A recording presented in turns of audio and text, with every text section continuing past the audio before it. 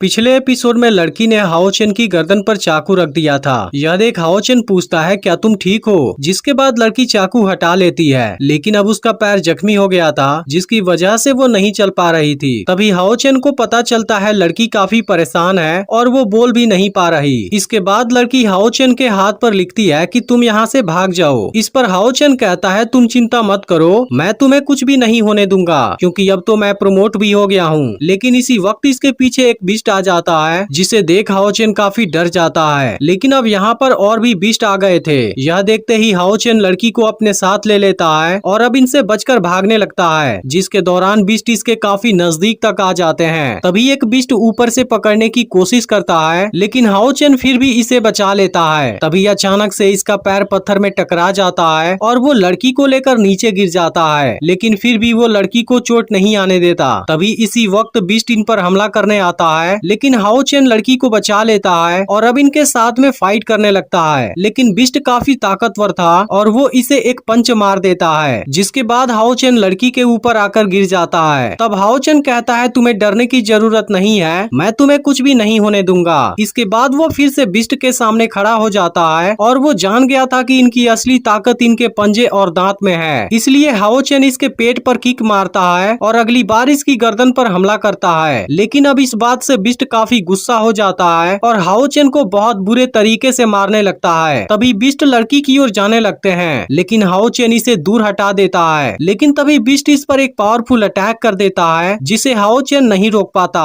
तभी बीस्ट फिर से लड़की की ओर जाने लगता है, लेकिन हाओ चेन इसको नीचे गिरा देता है और अपनी तलवार से हमला करने वाला होता है। लेकिन इसी वक्त दूसरा बीस्ट इसके ऊपर हमला कर देता है। इसके बाद वो हाओ चेन की गर्दन पकड़ लेता है और इसे लगातार 2 बार किक मारता है, जिसमें हाओ चेन बुरी तरह से जख्मी हो जाता है और यह देख लड़की काफी परेशान होने लगी थी। इसके बाद बीस्ट फिर से लड़की की ओर जाने लगता है, लेकिन तभी हाओ चेन फिर से पीछे से हमला करता है। फिर भी वो इसके सामने कमजोर था, इसलिए बीस्ट इसे फिर से पीट देता है। लेकिन बीस्ट अभी भी नहीं रुकते और इस बार हाओ चेन को बहुत बुरे तरीके से मारने लगते हैं, जिसे देख लड़की भी परेशान हो जाती है और अब हाओ चेन की कंडीशन भी काफी खराब हो गई थी। लेकिन हाओ चेन अभी भी हार नहीं मानता और एक बार फिर से खड़ा हो जाता है। यह देख बीस्ट इसकी गर्दन पकड़कर लटका देता है और कहता है कि मेरा मुकाबला करने से पहले बड़ा तो हो जा। लेकिन तभी हाओ चेन इसकी गर्दन में अपनी तलवार घुसा देता है और इसे वहीं पर मार डालता है। इसके बाद हाओ चेन और लड़की एक दूसरे के नजदीक आते हैं और हाओ चेन लड़की से कहता है कि शायद मैं अकेले इनका सामना नहीं कर पाऊंगा, लेकिन फिर भी मैं इनको कुछ देर के लिए रोक सकता हूँ, जिसके दौरान तुम पीछे वाले रास्ते से टेम्पल में भाग जाना, जहाँ के मास्टर तुम्हें बचा लेंगे। लेकिन लड़की हाओ चेन को खतरे में छोड़कर नहीं जाना चाहती थी, इसलिए वो जख्मी होने के बावजूद भी